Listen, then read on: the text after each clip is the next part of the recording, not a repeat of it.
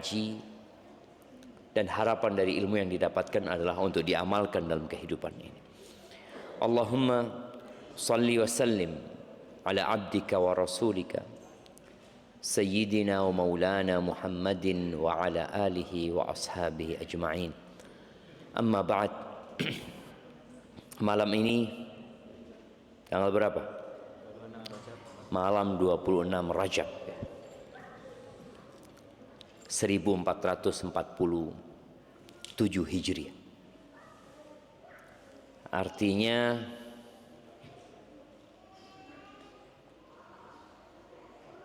tahun 1447 Hijriah itu menunjukkan hijrahnya Nabi Muhammad SAW.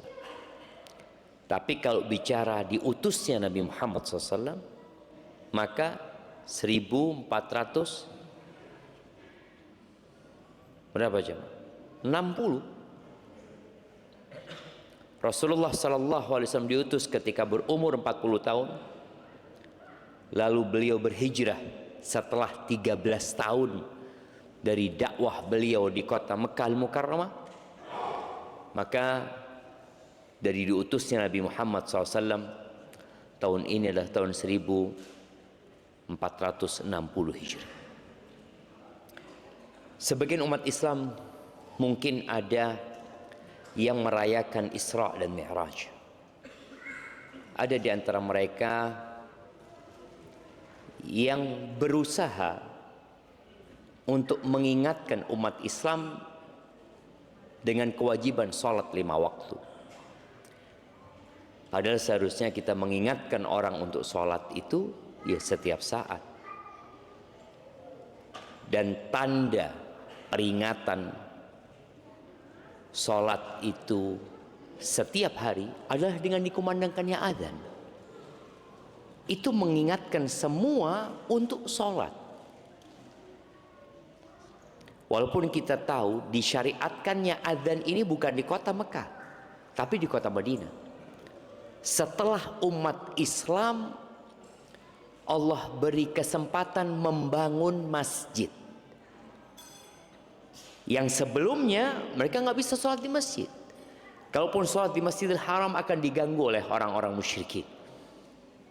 Akhirnya mereka sholatnya di rumah. Mungkin kumpulnya di rumahnya Al-Arqam ibn Abil Arqam. Tapi tatkala hijrah ke kota Madinah, para sahabat mulai melaksanakan sholat berjamaah. Tapi mereka nggak tahu waktu sholatnya kapan. Mereka taunya dari melihat matahari. Kadangkala mereka datang ke masjid, nunggu lama baru sholat zuhur. Atau kadangkala mereka ke masjid, sampai masjid sudah bubar. Karena belum ada panggilan azan. Yang kemudian terjadi khilaf di antara para sahabat. Atau ketika Nabi SAW bermusyawarah dengan para sahabat untuk menetapkan dengan cara apa mengingatkan orang akan masuknya waktu sholat. Ada yang berpendapat bagaimana kalau pakai api, ada yang berpendapat bagaimana kalau pakai buk ya, pakai lonceng, ada yang pakai seperti trompet, seperti sangkakala yang sampai hari ini digunakan oleh orang-orang Yahudi. Atau pakai lonceng yang sampai hari ini digunakan oleh orang-orang Nasara, oleh suara yang tidak bermakna. Itu suara mengingatkan tapi nggak ada maknanya. Akhirnya Allah Azza wa Jalla berikan mimpi kepada salah satu sahabat, maka ditetapkan azan. Panggilan itu adalah kata-kata, bukan sekedar suara tanpa makna. Itulah peringatan. Subuh diingatkan, zuhur diingatkan, asar diingatkan. Ahibati fillah, syariat Allah ini diturunkan bukan untuk mempersulit hidup manusia. Di surat Thaha di ayat kedua dan ketiga, di ayat pertama Allah mengatakan Thaha ma anzalna alaikal qur'ana litashqa. Kata Allah, tidaklah kami menurunkan Al-Quran ini untuk membuatmu menderita, kesulitan, sengsara, tidak. Karena ada orang-orang yang beranggapan syariat ini memberatkan, membuat orang hidupnya tidak bebas. Padahal syariat datang untuk mengantarkanmu kepada kebebasan yang sebenar. Illa tadhkiratan liman yakhsha. Al-Quran diturunkan sebagai peringatan. Buat siapa? Buat orang-orang yang takut. Takut dengan adanya azab. Takut dengan adanya siksaan yang Allah sudah ciptakan dan Allah persiapkan untuk orang-orang yang tidak taat. Jadi Al-Quran turun bukan untuk membuat orang sengsara hidupnya, tapi Allah jadikan syariat ini rahmah, kasih sayang. Oleh karena itu setiap kita membaca surat-surat dalam Al-Quran, kita akan mendapati Bismillahirrahmanirrahim. Kecuali di surat At-Taubah. Tapi subhanallah, 114 surat itu Bismillahirrahmanirrahim ada berapa? 114 surat. Bismillahirrahmanirrahimnya ada berapa? 100 berapa? 114. 114 ya. Walaupun ada satu surat yang tidak disebutkan Bismillahirrahmanirrahim. Terus di mana yang ke 114? Di surat An-Naml ya. Anak kasih hadiah buat antum, Masya Allah. Kasihkan kalian ngomong surat An-Naml. Di surat An-Naml ketika Nabi Sulaiman kirim surat kepada Ratu Saba, dibawa surat itu oleh burung hudhud. Ternyata isi surat itu wa innahu Bismillahirrahmanirrahim. Jadi di surat An-Naml ada 2 basmalah. Basmalah yang di awal surat, di awal setiap surat, dan basmalah dalam suratnya Nabi Sulaiman alaihi salam. Jadi Allah turunkan Al-Quran sebagai rahmat, wa nur, dan cahaya yang menerangi jalan manusia, wa dalilan ilal jannah. Itu ucapan Qatadah ketika menafsirkan ma anzalna 'alaikal Qur'an litashqa. Qatadah mengatakan, tidak demi Allah, Al-Quran diturunkan untuk membuatmu menderita. Walakin akan tetapi Allah jadikan sebagai kasih sayang, cahaya, wa dalilan ilal jannah, dan sebagai petunjuk menuju ke surga Allah Azza wa Jalla. Ahibati fillah, tidak ada satupun aturan Allah dan ketentuannya kecuali ditetapkan untuk maslahat manusia. Tidak ada satupun ketetapan Allah, baik itu perintah atau larangan, melainkan untuk maslahat manusia, baik dalam rangka menjaga agamanya, atau menjaga jiwanya, atau menjaga akalnya. Kenapa khamr dilarang umpamanya? Kenapa narkoba dilarang? Dan kita lihat negara kita perang melawan narkoba. Islam sudah 1447 tahun yang lalu. Dan pelarangan itu dalam rangka menjaga agama, menjaga jiwa, dan menjaga akal.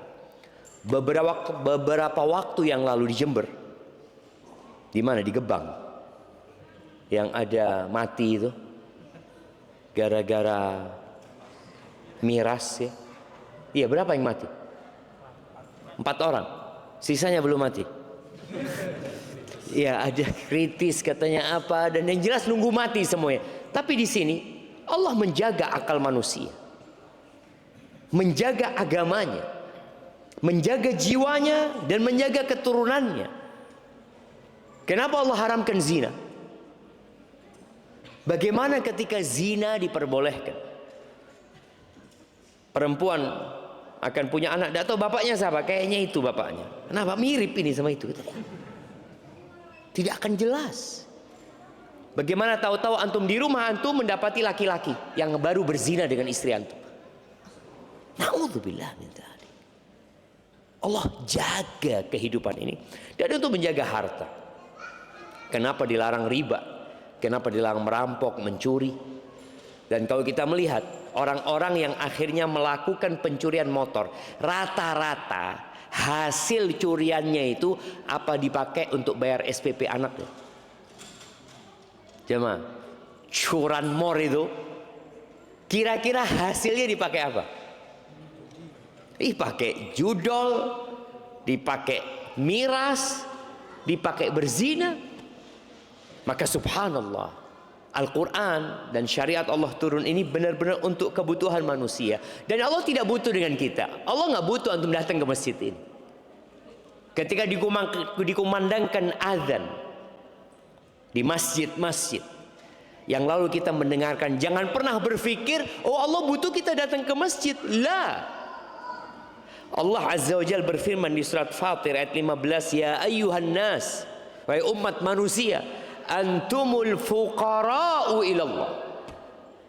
Kata Allah, kalian itu yang membutuhkan Allah. Kalian fakir.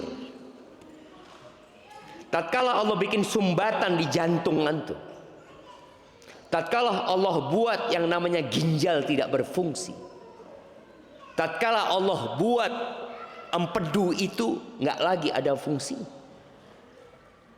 kemana kita akan pergi? Kedua mata yang Allah berikan, Allah bisa ambil. Tidak sedikit orang-orang yang hidup dapat melihat, tapi di tengah perjalanan hidupnya Allah ambil kedua mata. Jadi ingat, kita yang butuh sama Allah Azza wa Jalla. Wallahu wal ghaniyul hamid. Allah yang maha kaya dan maha terpuji, tidak butuh dengan ibadah kita. Dalam sebuah hadis yang diriwayatkan oleh Imam Muslim, Rasulullah sallallahu alaihi wasallam mengatakan, qala Allahu Azza wa Jalla, Allah berfirman. Ini disebut dengan hadis qudsi. Apa kata Allah? Ya ibadi, innakum lan tablughu dhurri aw dharri fatadurruni wa lan tablughu naf'i fatanfa'uni. Wahai hamba-hambaku, kalian tidak akan pernah mampu mencelakai aku, menimpakan bahaya kepada Allah, menimpakan musibah kepada Allah. Nggak bakalan bisa. Dan kalian juga tidak akan pernah mampu memberikan manfaat kepadaku, kata Allah Azza wa Jalla. Nggak bakalan. Lillahi mulkus samawati wal ard.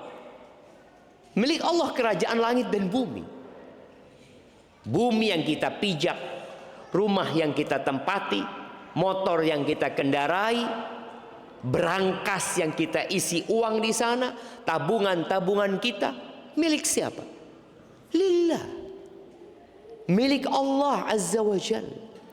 Kalaupun antum dikasih hak kepemilikan, sebenarnya itu hanya HGB.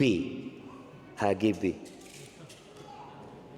Hak guna bangunan. Kalau motor hak guna HGM. Hanya nggak milik, hanya memakai saja. Engkau pakai, selesai kembalikan.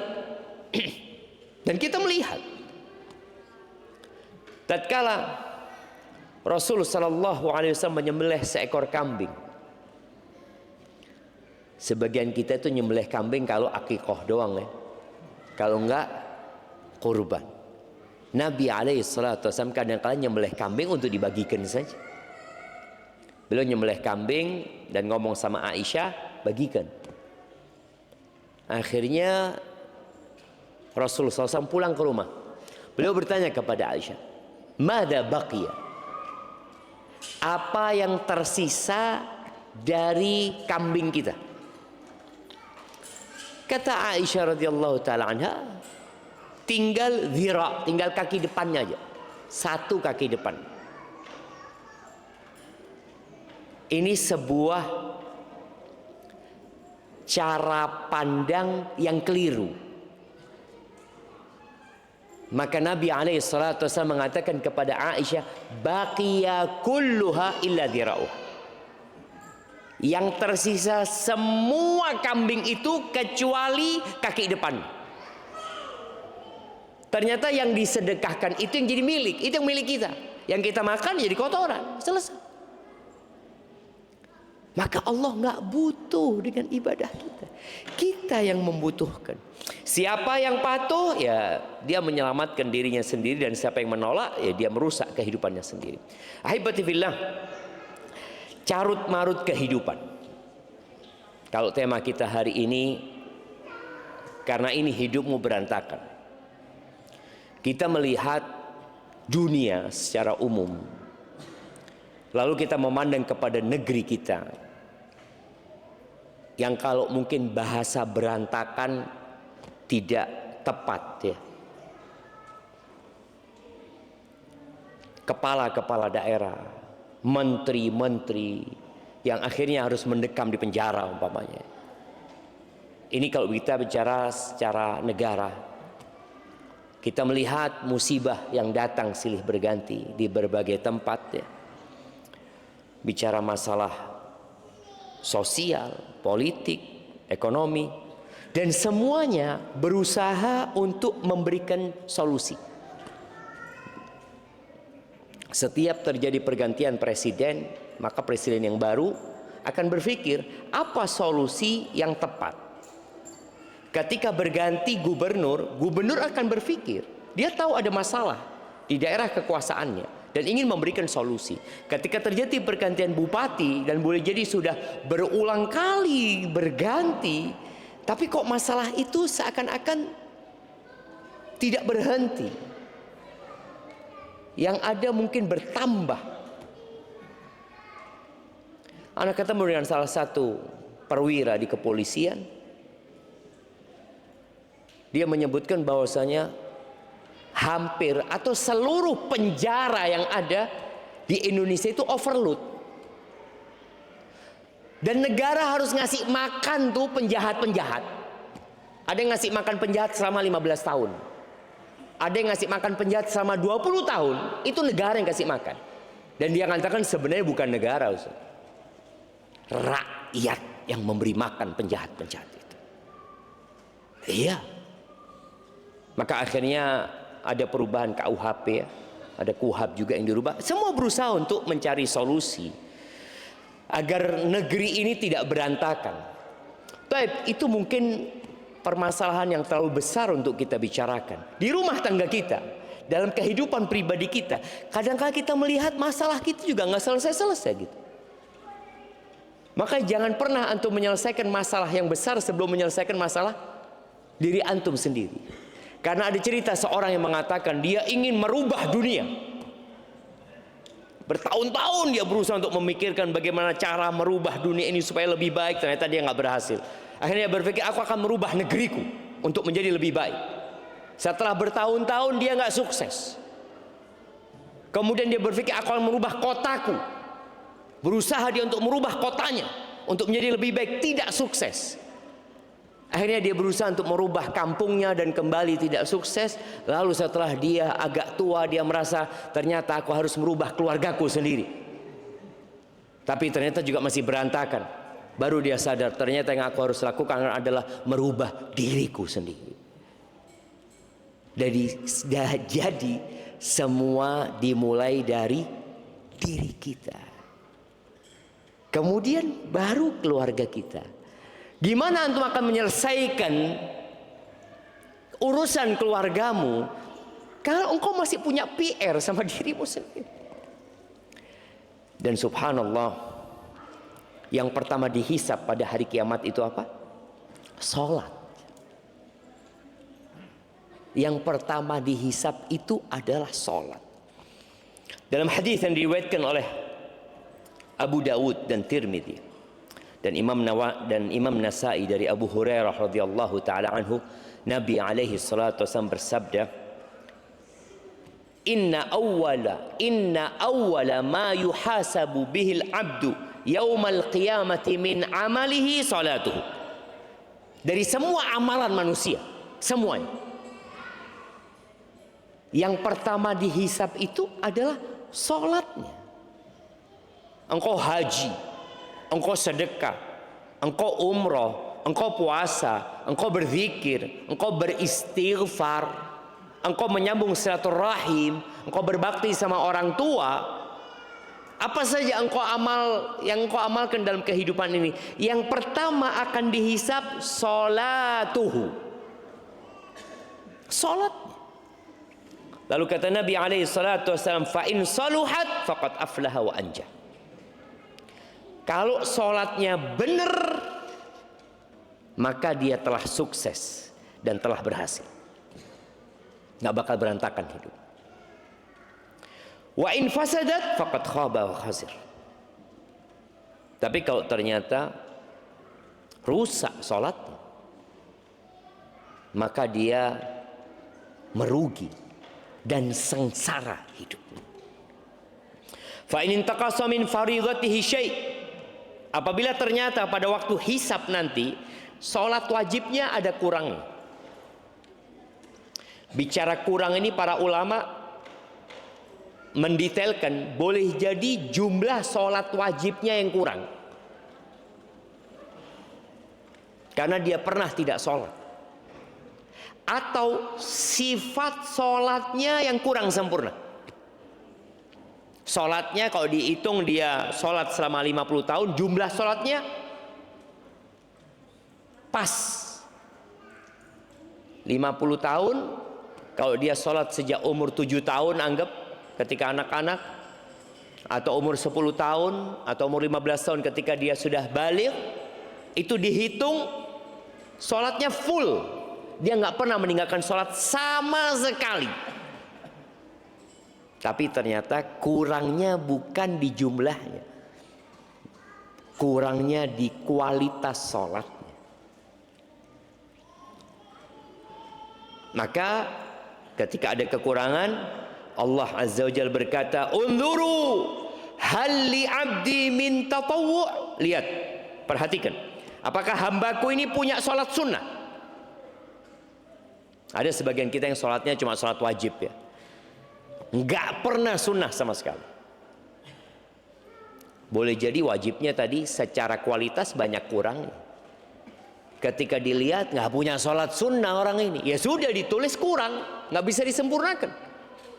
Tapi kalau dia punya tatawwu, fayukammal biha man taqasa minal fardhiyah, maka kekurangannya itu akan dilengkapi dengan sholat-sholat sunnahnya tadi. Maka berusaha jamaah kita untuk punya sholat sunnah. Ahibati fillah, dari semua perintah yang Allah tetapkan untuk hambanya, ternyata yang dilakukan rutin dalam sehari 5 waktu, dilaksanakan dalam semua kondisi. Mau antum sehat atau antum sakit, itu sholat 5 waktu.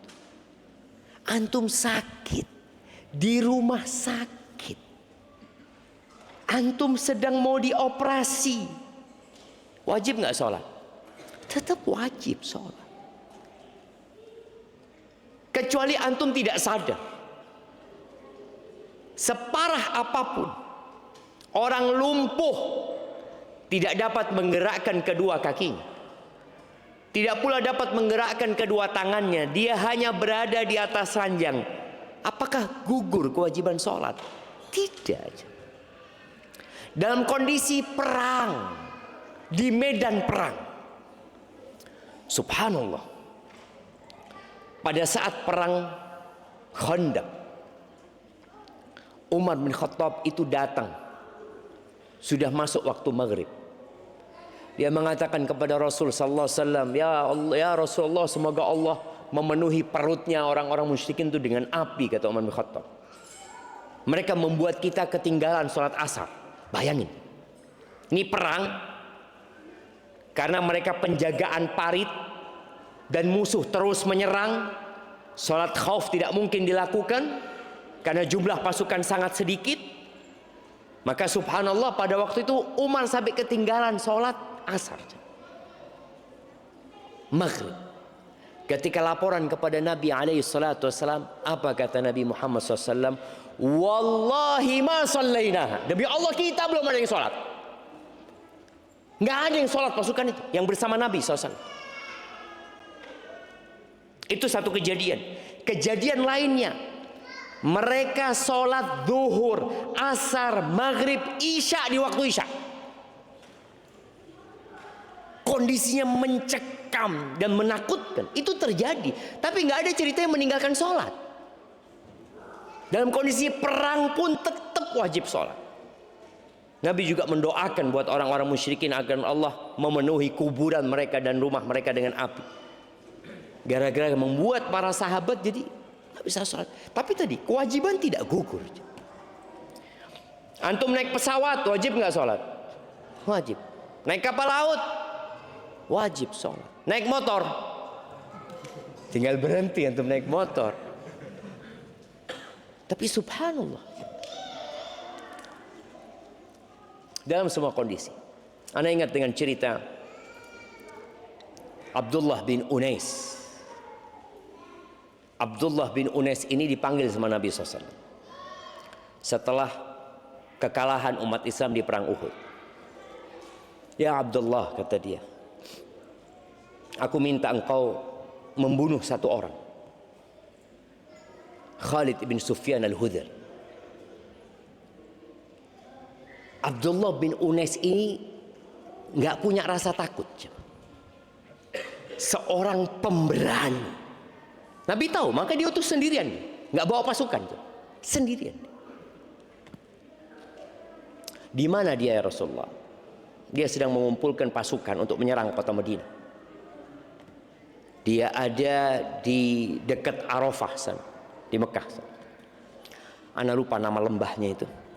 Sifhu ya Rasulullah, tolong engkau gambarkan buat aku seperti apa orangnya, karena nggak ada foto dulu jemaah. Nah, kayak gini orang nih, kau bunuh nih orang ini, nggak ada. Maka minta sifhu. Karena sebelum peperangan terjadi lebih baik provokatornya dibunuh. Jadi korbannya tidak banyak gitu. Kata Nabi SAW, idza ra'aitahu, engkau kalau melihat orang ini, tajid fi nafsika kusya'rira, engkau akan merinding. Kata Abdullah, ya Rasulullah, aku nggak pernah takut sama orang gitu. Iya, tapi engkau kalau ngelihat orang ini, ka'annaka ra'aita syaitan, kau kayak ngelihat setan. Berangkat sendirian sampai ke tempat yang sudah ditentukan, yang sudah disebutkan sama Nabi Muhammad SAW, ketemu sama orang ini dan betul merinding. Abdullah bin Unais yang nggak pernah takut ngelihat orang ini, betul ini sudah kata Nabi SAW orang. Pada waktu itu sudah masuk waktu asar. Kata Abdullah bin Unais, aku sholat sambil jalan. Sambil jalan aku sholat karena takut kehilangan waktu asar. Jadi ketika menuju kepada Khalid bin Sufyan al-Hudhali ini, aku sholat sambil jalan kaki jemaah. Aku mengisyaratkan dengan mata, kalau lagi ruku, kalau lagi sujud jemaah. Karena khawatir kalau dia sholat ketahuan. Kalau dia sholat boleh jadi sudah pergi orang ini. Maka dia sholat sambil berjalan supaya kita tahu kewajiban ini tidak gugur dalam semua kondisi. Dan bagaimana Abdullah bin Unais mementingkan dia sholat. Dia tidak mengatakan aku selesaikan pekerjaanku dulu. Dia nggak tahu kapan selesainya pekerjaan. Dia punya tugas untuk membunuh orang ini. Kapan selesainya wallahu a'lam. Maka dia sholat. Sebagian kita kan nunda sholat, ntar lagi lah, ntar lagi, ntar selesai ini aku akan sholat. Nggak selesai pekerjaannya. Akhirnya ketika sudah selesai sholat, dia ngobrol sama Khalid bin Sufyan al-Hudhali. Engkau dari mana? Aku dengar katanya Abdullah bin Unais, engkau sedang mengumpulkan pasukan untuk menyerang orang ini. Iya betul, aku ingin bergabung sama engkau, kata dia. Oh bagus, kata dia. Akhirnya jalan, ini lagi mau bikin tenda buat ada perempuan-perempuan di sana jemaah. Sambil jalan dipotong kepalanya jemaah. Terus pulang ke kota Madinah. Sampai kota Madinah, Nabi SAW melihat Abdullah bin Unais. Lalu beliau mengatakan SAW, aflahal wajah. Ini wajah orang yang berhasil. Kan kelihatan jamaah. Antum kalau lagi gagal kan, aduh, ini wajahnya orang yang berhasil, kata Nabi SAW. Tadi ingat, sholat ini tidak ada ceritanya rukhsah ditinggalkan. Yang ada musafir punya rukhsah untuk mengqasar dan ada rukhsah untuk menjama, tapi meninggalkan nggak ada. Sakit, aku masih sakit, insya Allah nantilah kalau aku sembuh aku baru mau sholat. Lu engkau yakin bisa sembuh? Ya, optimis. Ya, optimis. Tapi kalau engkau mati, ya semoga dimaafkan sama Allah. Nggak bisa. Inna salata kanat 'alal mu'minina kitaban mauquta. Salat ini kewajiban yang telah ditetapkan atas umat Islam yang waktunya sudah ditetapkan. Maka ketika antum melihat hidup antum berantakan, boleh jadi masalahnya di salat antum yang belum benar. Ana sudah salat 5 waktu di masjid, coba perhatikan. Antum di masjid, tapi selalu masbuk. Alhamdulillah loh Ustaz, daripada nggak ke masjid. Ya sudah, itu tanda berantakan sudah antum. Apalagi yang tidak sholat sama sekali. Sholat ini adalah poros hubungan manusia dengan Allah Azza wa Jalla. Rukun Islam yang kedua. Jadi kalau kita lihat sholat ini bukan sekedar ritual ya. Ada orang berpikir yang penting saya sholat. Enggak. Ini pusat kehidupan ruhani antum sebagai hamba dengan Sang Pencipta. Maka Rasul Shallallahu Alaihi Wasallam menyebutkan posisi terdekat hamba dengan Tuhannya kapan? Ketika sujud. Di posisi antum merendah kepada Allah, di situ antum dekat sama Allah Azza wa Jalla. Antum seakan-akan berbisik kepada bumi, mengatakan subhana rabbiyal a'la wa bihamdi. Antum mengatakan Allahumma inni as'alukal jannah wa a'udzubika minan nar. Antum seakan-akan berbisik dengan bumi, tapi Allah yang di atas arsy mendengar, dan itu posisi terdekat antum sama Allah Azza wa Jalla. Adanya di sholat. Oke, kita berdoa, tapi posisi nggak seperti ketika sujud. Bagaimana ketika antum menghadap ke kiblat? Di saat yang bersamaan seluruh umat manusia di muka bumi ini menghadap ke kiblat. Lalu dia mengatakan Allahu Akbar. Dia tidak sedang mengabdi kepada Ka'bah, tidak. Ka'bah hanya sebagai penentu arah buat mereka, tapi hati mereka bersama Allah. Allahu Akbar. Bayangin nih, surat atau satu-satunya surat yang wajib dihafal cuma Al-Fatihah. Al-Fatihah. Dan surat yang paling afdal adalah Al-Fatihah. Seakan-akan semua isi Al-Quran itu terangkum di Al-Fatihah. Disebut Ummul Kitab. Pusatnya kitab itu Al-Fatihah. Bagaimana antum memuji Allah Azza wa Jalla, dan kondisi antum sholat itu sedang berbicara dan berdialog sama Allah Azza wa Jalla. Idza qala abdi alhamdulillahi rabbil alamin, qala hamidani abdi, hambaku sedang memujiku. Ar-Rahmanir Rahim, athna alayya abdi, hambaku mengulangi pujiannya, sanjungannya kepadaku. Maliki yaumiddin, majjadani abdi, hambaku sedang mengagungkanku. Kita sedang ngobrol sama Allah. Tatkala kita mengatakan iyyaka na'budu wa iyyaka nasta'in, hadza baini wa baina abdi, ini paruan antara aku sama hambaku. Wali abdi ma sa'al, buat hambaku apa yang dia pinta. Lalu kita mengatakan ihdinas siratal mustaqim. Tapi sayangnya tadi sholat kita berantakan kadang-kala jamaah.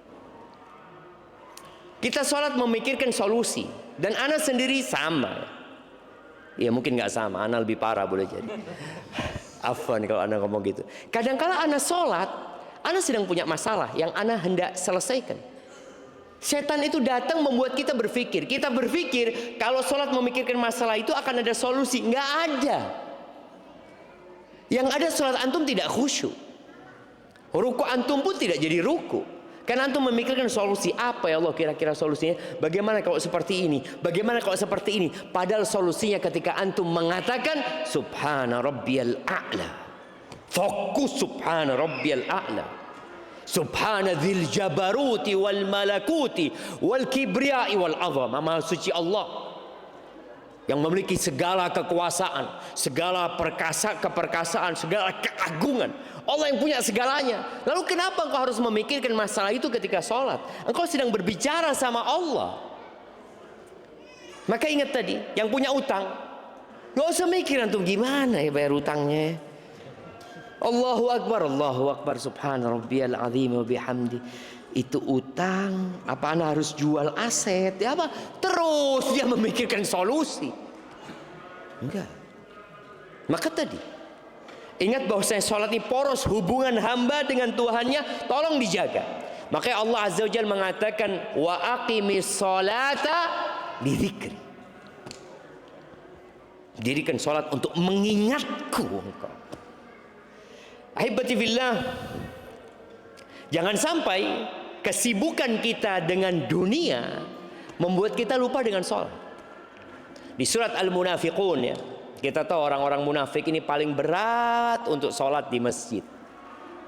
Khususnya sholat isya dan sholat subuh. Di surat Al-Munafiqun ayat 9 Allah Azza wa Jalla mengatakan ya ayyuhalladzina amanu la tulhikum amwalukum wala auladukum an dzikrillah. Wahai orang-orang beriman, jangan sampai harta-harta kalian. Kita bicara harta, ya kesibukan kita dengan usaha, dengan pekerjaan. Dan anak-anak kalian itu membuat kalian lalai dari mengingat Allah. Para ulama tafsir, sebagian mereka menafsirkan an dzikrillah anis salawatil khams. Tentang sholat 5 waktu. Jadi itu zikir yang wajib. Zikir yang lainnya boleh sunnah. Tapi zikrullah yang wajib sholat 5 waktu. Dan Allah tidak minta banyak. 5. Dari 24 jam yang diminta cuma berapa menit ya. Kalau kita sholat ke masjid lah yang laki-laki, sholatnya berapa menit? Ya mungkin 10 menit. Ya kalau antum datang pas qomat 10 menit lah. Atau terlalu panjang 10 menit. Karena kita lihat banyak orang-orang itu memilih masjid.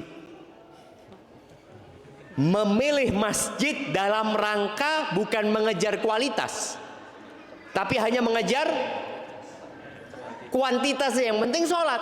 Anak sholat di masjid, masjid sebelah. Bacanya apa? Alhamdulillah baca kulhu. Terus qul a'udzu bil falaq. Kan sah sholatnya Ustaz? Sah. Sahih. Betul, sholatnya sah. Tapi kenapa engkau nggak cari masjid yang sholatnya lebih khusyuk? Yang penting anak cuma menunaikan kewajiban. Karena anak setelah itu mau kerja. Oke, nggak apa-apa. Artinya sudah gugur kewajibannya. Tapi kualitas sholatnya belum tentu maksimal. Yang kedua, orang yang meninggalkan sholat. Kalau tadi kita bicara sholat itu adalah poros hubungan hamba dengan Allah Azza wa Jalla. Dan itulah zikrullah yang wajib. Yang kedua, meninggalkan sholat menyebabkan rusaknya moral dan perilaku. Tadi berbagai macam masalah yang ada itu rusaknya moral, rusaknya karakter seseorang, perilaku orang-orang yang tidak benar umpamanya. Boleh yang saat ini masih ada di penjara atau yang di luar penjara, yang menunggu giliran masuk penjara, yang sedang antrian karena penjaranya full. Apa yang harus dilakukan sama orang-orang gini? Maka perlu diperbaiki sholat. Ada satu orang kerja di KPK, kerja di MK, kerja di berbagai macam lah dia di Jakarta. Dia ngomong, Ustaz, kalau lihat Ustaz, orang-orang ini sholat duhurnya full di masjid Ustaz, tapi kelakuannya belum benar. Berarti sholatnya belum benar. Kalau sholat duhur di masjid, sejak zaman dulu orang-orang munafik sholat duhur di masjid. Asar di masjid, sejak dulu. Maghrib dulu. Isya sama subuh ini yang perlu diperhatikan. Nanti kalau bicara ibadah yang berat dilakukan, itu orang munafik akan sulit untuk mengerjakannya kecuali dalam kondisi kusala, malas, ria'an nas, ria. Berarti sholatnya belum benar. Fawailul lil musallin alladzina hum an salatihim sahun, alladzina hum yuraun. Celaka tuh orang salat. Wa yamna'unal ma'un. Kenapa mereka celaka salat? Yang pertama, mereka asal-asalan salatnya. Yang kedua, riya. Yang ketiga, tidak baik dengan manusia. Wa yamna'unal ma'un. Tetangganya pinjem barang yang sebenarnya nggak akan berkurang. Contoh pinjem selang. Kira-kira kalau selang dipinjem 5 meter, baliknya jadi berapa? Jadi 4 meter. Kan enggak jamaah, tetap 5 meter gitu. Tapi ada orang yang bakhil jamaah. Artinya sholat itu tidak merubah perilaku dia, ada masalah sama dia. Allah Azza wa Jalla berfirman di surat Al-Ankabut ayat 45, Inna salata tanha anil fahsya'i wal munkar. Sesungguhnya salat itu mencegah dari perbuatan keji dan mungkar.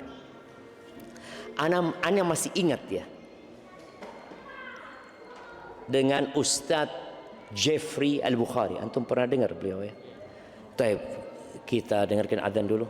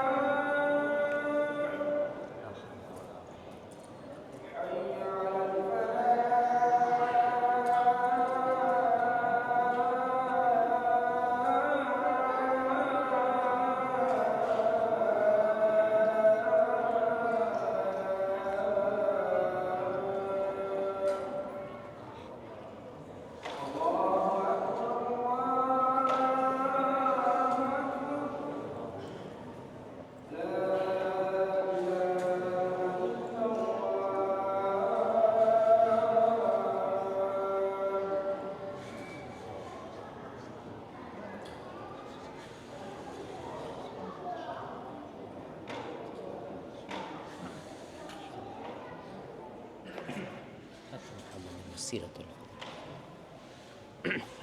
Allahumma salli wa sallim ala Muhammad. Ya, Ustaz Jeffrey Al-Bukhari rahimahullahu taala. Beliau sempat ngobrol sama ana waktu ana di Madinah. Dia sempat rusak, dia ngomong. Sempat akhirnya salah pergaulan. Tapi dia ngomong, satu yang nggak pernah ana tinggalkan, sholat, kata dia. Jadi pada saat dia sama kumpul sama teman-teman yang nggak benar, ketika masuk waktu sholat, ana mesti sholat, kata dia. Karena ana ingat sama pesan ibu ana gitu loh, abahnya sudah meninggal, kata dia. Terus kata dia, itu akhirnya dia Allah kasih taubat ya, sehingga meninggalkan pergaulan itu. Dan Allah sudah menetapkan dalam surat Al-Ankabut ayat 45, inna salata tanha 'anil fahsya'i wal munkar. Salat itu, sesungguhnya salat itu mencegah dari perbuatan keji dan mungkar. Kalau salat nggak ada, seakan-akan antum berbuat itu nggak ada remnya. Syahwat sulit dikendalikan, dosa terasa ringan, maksiat menjadi kebiasaan. Maksiat menjadi kebiasaan. Tapi ketika ada waktu sholat, kemudian antum berusaha untuk sholat, kebiasaan itu akan berusaha untuk ditinggalkan. Tapi tolong sholatnya yang benar ya. Jadi kalau bicara awal hidup berantakan itu, ya dari dia mulai meremehkan sholat. Kemudian meninggalkan sholat berujung kepada kehidupan yang sempit ya, yang penuh dengan kegelisahan. Karena memang tubuh manusia ini tercipta dari dua. Ada unsur tanah yang butuh gizi, butuh makanan ya. Ada ruh yang Allah tiupkan di dalamnya. Yang makanan ruh ini adalah sholat, zikrullah tabaraka wa ta'ala. Makanya Allah Azza wa Jalla di surat Thaha ayat 124, setelah menyebutkan bahwasanya Allah akan turunkan peringatan dan petunjuk, famanittaba'a hudaya fala yadhillu wa la yashqa, barang siapa yang mengikuti petunjukku maka dia tidak akan tersesat dan tidak akan sengsara hidupnya. Wa man a'rada an dzikri, barang siapa yang berpaling dari mengingatku. Dan mengingat, puncak dari mengingat Allah adalah sholat itu sendiri, rukun Islam. Kalau bicara puasa setahun sekali, haji seumur hidup sekali, zakat ya kalau sudah sampai nisabnya setahun sekali atau pada waktu panen, sholat tiap hari 5 kali. Maka barang siapa yang berpaling dari mengingatku, fa innalahu ma'isyatan dhanka, ya sudah berantakan hidup. Dia akan hidup menderita. Bukan berarti dia miskin ya, boleh jadi kaya, tapi hatinya gelisah, hidup penuh dengan konflik, tidak tenang meski bergelimang harta. Ini menjadi hal yang perlu kita renungkan bersama. Kita punya masalah, ada kondisi berantakan, ya sholat. Dan kalau bicara meninggalkan sholat, ini ciri-ciri kehancuran generasi. Generasi yang rusak itu yang nggak sholat. Kalau sudah nggak sholat, dia akan mengikuti syahwat. Allah berfirman di surat Maryam ayat 59, fa khalafa min ba'dihim khalfun, maka datanglah setelah mereka satu generasi. Ini setelah generasi para nabi, hamba-hamba Allah yang soleh. Apa kriteria generasi ini? Adha'us salata wattaba'us syahawati. 2, mereka menyia-nyiakan sholat. Baik menyia-nyiakan dengan meninggalkan sholat secara total, atau mereka sholatnya asal-asalan. Adha'us sholat, mereka tidak mendirikan sholat. Dampaknya apa? Wattaba'us syahawati, dan mereka mengikuti syahwat. Yang tadi seharusnya sholat mencegah dari perbuatan keji dan mungkar, gara-gara mereka menyia-nyiakan sholat, mereka akan mengikuti syahwat. Kalau syahwat sudah jadi pemandunya, guide-nya itu syahwat. Kalau antum berangkat wisata ke Bali atau kemana lah, terus yang menjadi pemandu antum itu syahwat, kira-kira diantarkan kemana? Diantarkan ke tempat-tempat yang baik? Tidak. Lalu kata Allah, fasaufa yalqauna ghayya, maka mereka akan menemui ghayya. Ghayya ini boleh jadi bermakna kesesatan, dan di antara para ulama ada yang menafsirkan ghayya, beberapa riwayat dari para sahabat yang mengatakan bahwasanya ghayya itu adalah wadin fi jahannam, lembah di neraka, min qayhin ba'idil qa'r khabithit ta'am. Lembah ini sangat dalam, jadi dasarnya itu sangat dalam sekali, rasanya sangat busuk. Akan dilemparkan ke tempat itu siapa? Orang-orang yang mengikuti syahwatnya. Kapan dia mengikuti syahwatnya? Ketika menyia-nyiakan sholat. Antum merasakanlah. Antum merasakan. Ketika antum sholat sudah tidak sempurna, posisinya antum akan mudah mengikuti syahwat. Sholat sudah nggak khusyuk. Tadi sholat ya masbuk, yang awalnya sering sholat ke masjid, tahu-tahu sholatnya di rumah. Ya kan tetap sah Ustaz. Oh iya, tapi di masjid antum dapat 27. Di masjid setiap langkah antum jadi pahala, jadi penghapusan dosa, diangkat derajat. Nabi aja sallallahu alaihi wasallam hampir-hampir membakar rumah orang-orang yang nggak jamaah ke masjid. Kalau bukan karena ada wanita dan anak-anak udah dibakar tuh. Maka tolong perhatikan sholat. Pokoknya kalau antum sholatnya bener, yakin urusan antum nggak berantakan. Kalau antum mengatakan anak sholat 5 waktu di masjid, belum tentu benar. Yang tahu dengan kualitas sholat antum diri antum. Orang tahu, oh fulan masya Allah Ustaz 5 waktu di masjid Ustaz, belum azan sudah di masjid. Jamaah pada pulang semua, dia belum pulang. Kenapa? Mikiri utang masih belum pulang dia, mama seperti itu. Arti ada masalah dia. Boleh jadi sholatnya mikirin utang, sholatnya pun dia sedang memikirkan hutangnya. Nah, kemudian meninggalkan sholat ini termasuk pembeda antara iman dan kekafiran. Jadi kalau bicara dosa besar, di antara dosa zina, minum, macam-macam itu jamaah, sholat ini orang kalau meninggalkan sholat, keislamannya diragukan. Ada sebagian mengatakan muslim, ada yang mengatakan sudah keluar dari Islam, dia diminta untuk bertobat. Kalau tidak mau tobat, dipenggal kepalanya, murtad. Dalam mazhab Syafi'i enggak, dibunuh tapi tidak murtad, baik hukuman saja buat dia.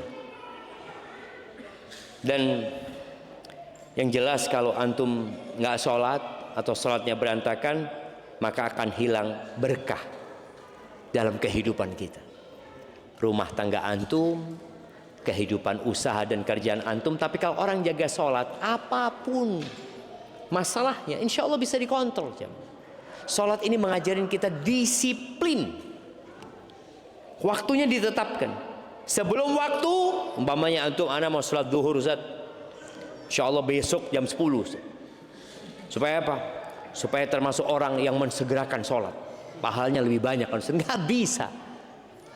Antum mau sholat jam 10 nggak diterima. Sholat zuhur jam 4 nggak diterima. Waktunya sudah ditetapkan. Ana kayaknya sholat subuh besok, mulai besok ana sholat subuh insya Allah 7 rakaat. Kenapa kata dia? Ana banyak dosanya Ustaz. Ditambah dosa lagi antum 7 rakaat. Karena sholat sudah ditetapkan jemaah. Barakallahu fiik. Jadi ahibati fillah,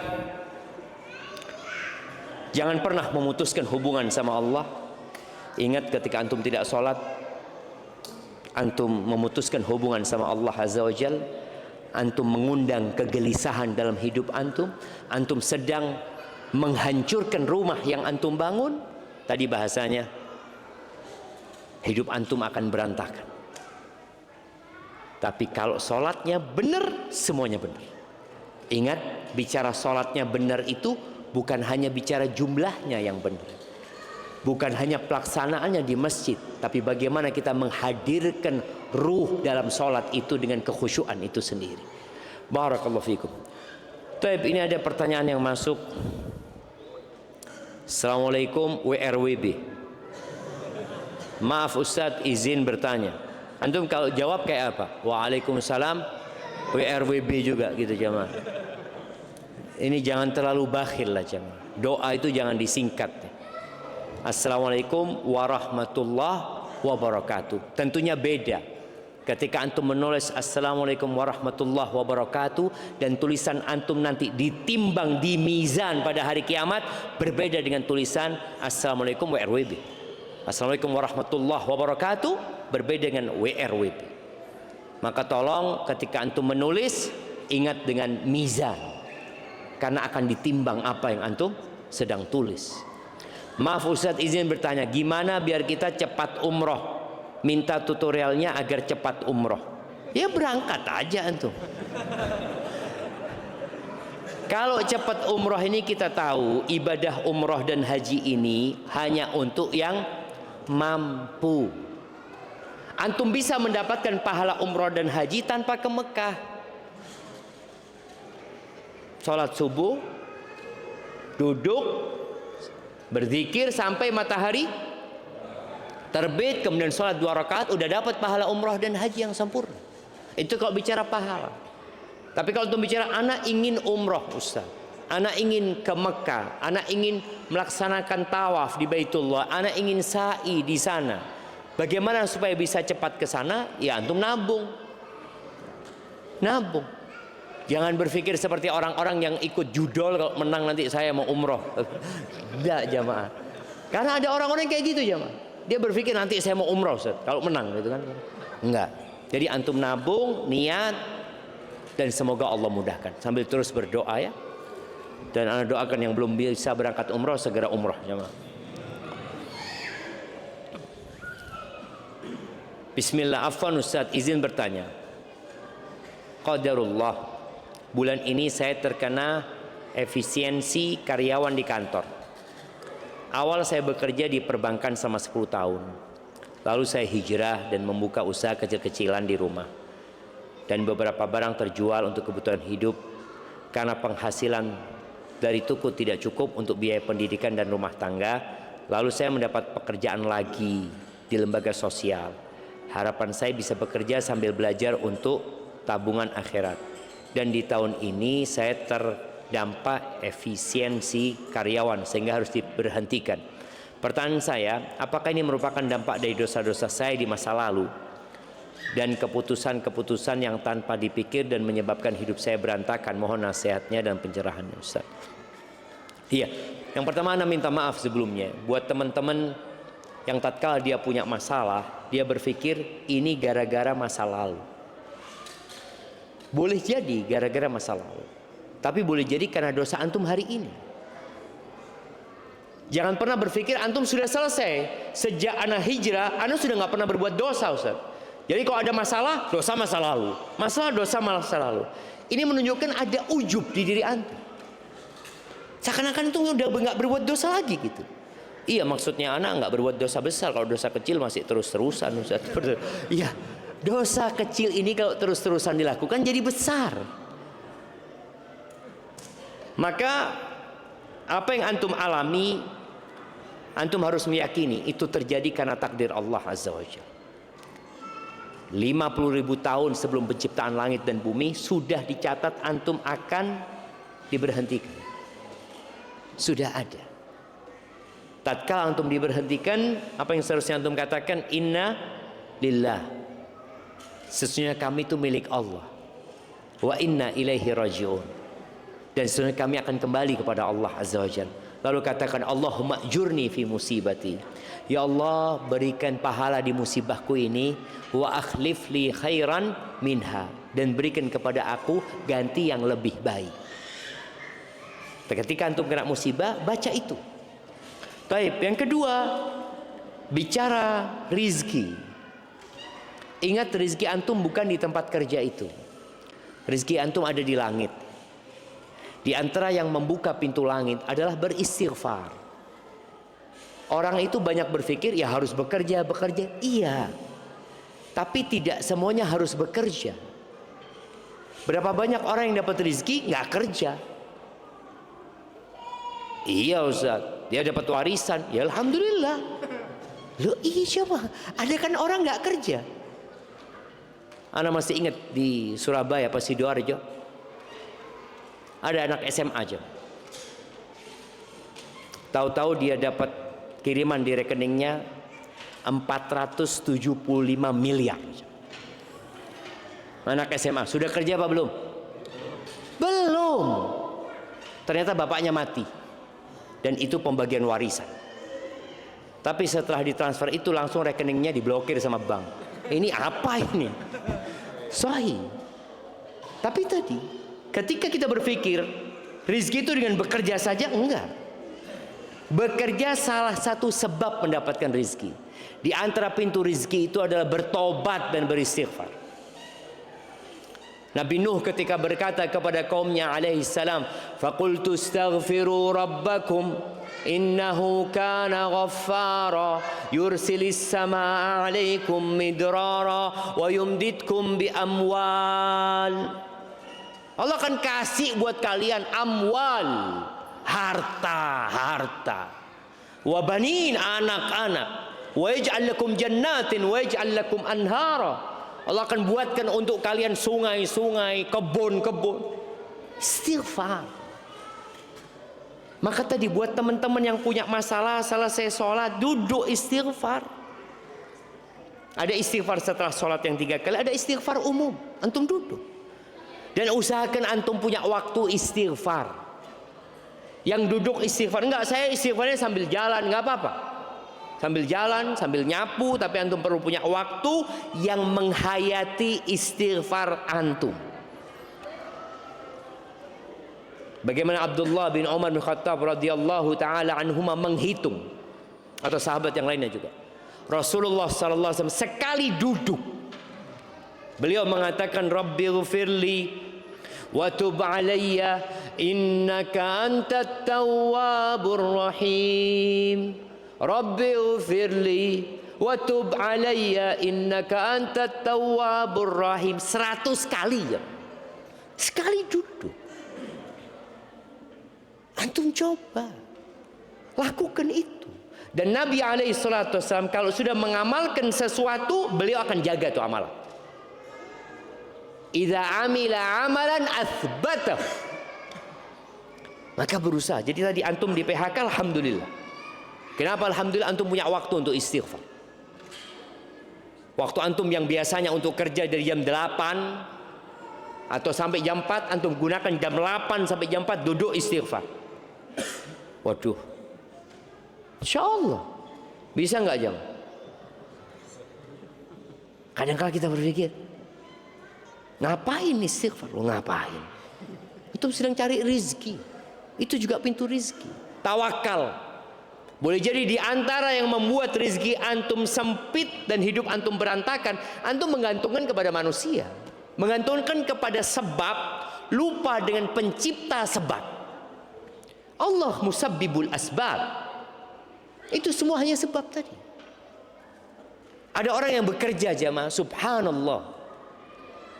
Ana masih ingat ya, ketika ana mahasiswa di Madinah, ya banyaklah tanggungan. Banyak tanggungan. Tahu-tahu ada orang datang ngurus jemaah haji. Ya dia cuma telepon anak, Ustaz bisa ketemu Ustaz. Anak ngomong ahlan wasahlan, ngomong. Datang kepada dia, terus dia kasih amplop sama Ustaz. Apa ini bang? Hadiahlah buat Ustaz, kata dia. Ya Allah zaklah. Anak buka isinya $1.000. $1.000 sekarang 16 juta. Ya Allah, mahasiswa dapat duit segitu jemaah. Allahu Akbar. Nggak ada kerjaan yang Anda lakukan.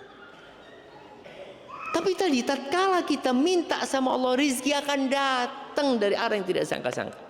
Yang pernah Ana sampaikan ketika selesai pulang dari umroh, Ana COVID, nggak bisa umroh, pulang, akhirnya ya Ana menanggung utang ya, Ana sampai utang sama istri Ana pada saat itu,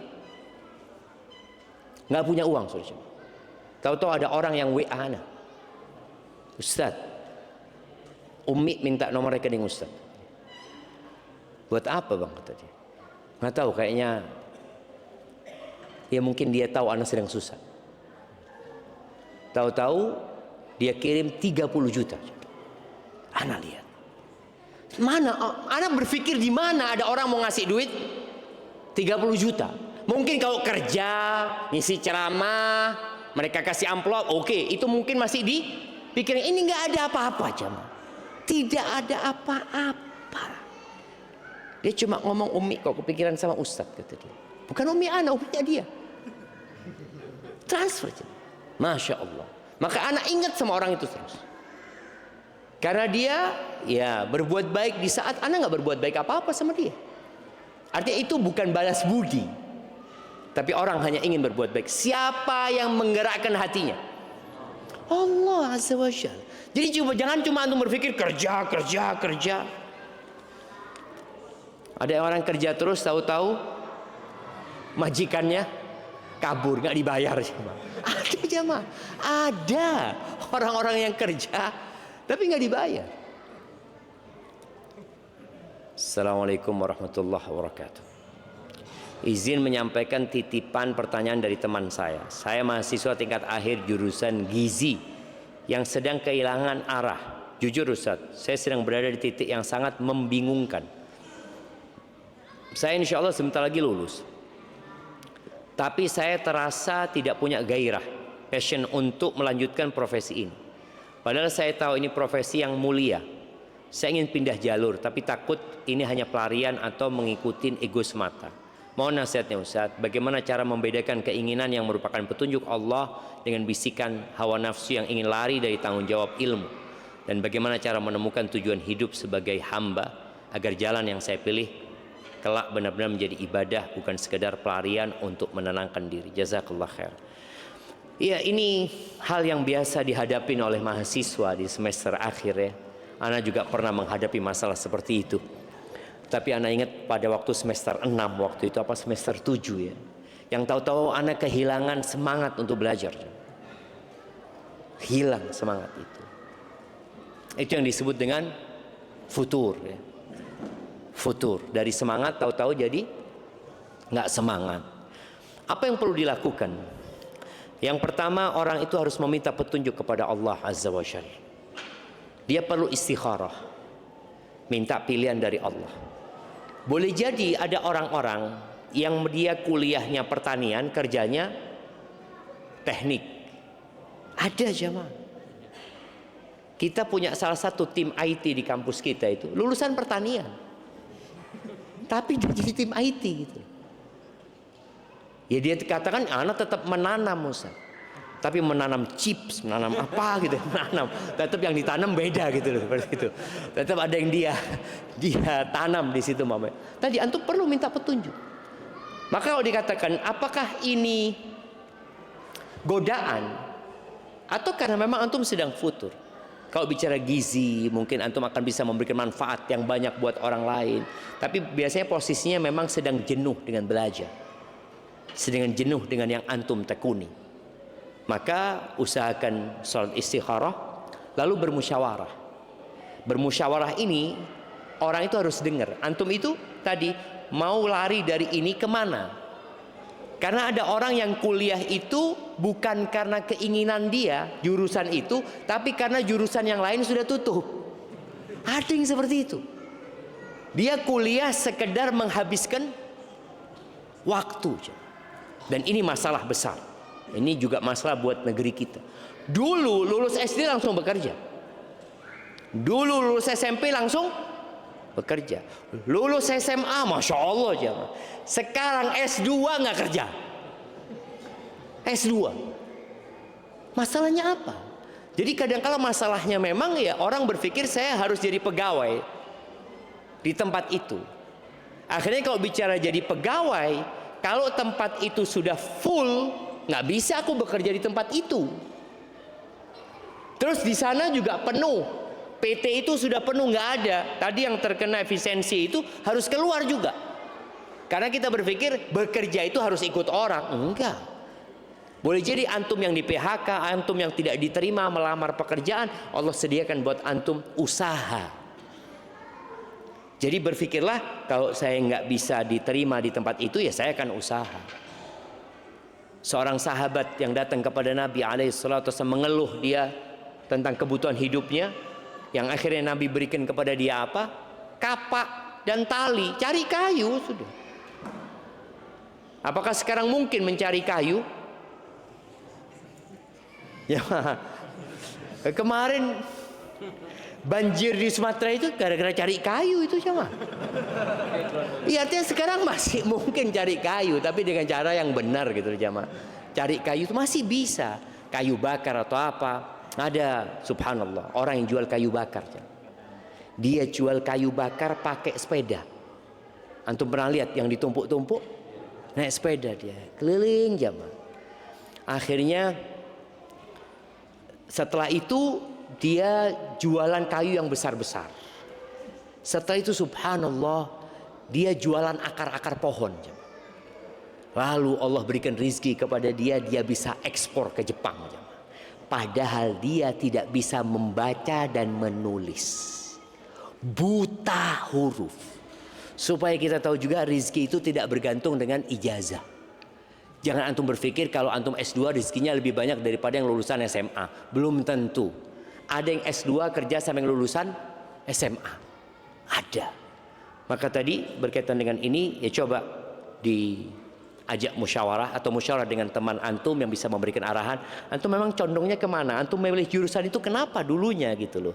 Apa yang mendorong antum untuk memilih jurusan itu? Kalau ternyata dari awal ingin memberikan manfaat kepada orang, ya lanjutkan.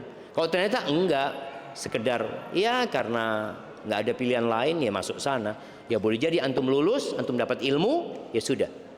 Semoga ilmu itu bermanfaat. Kalau pekerjaan boleh jadi nggak bekerja di ilmu yang dia pelajari, dan itu banyak sekali di negeri kita jamaah. Tapi intinya tadi, jangan pernah antum bergantung dengan melamar bekerja di tempat orang.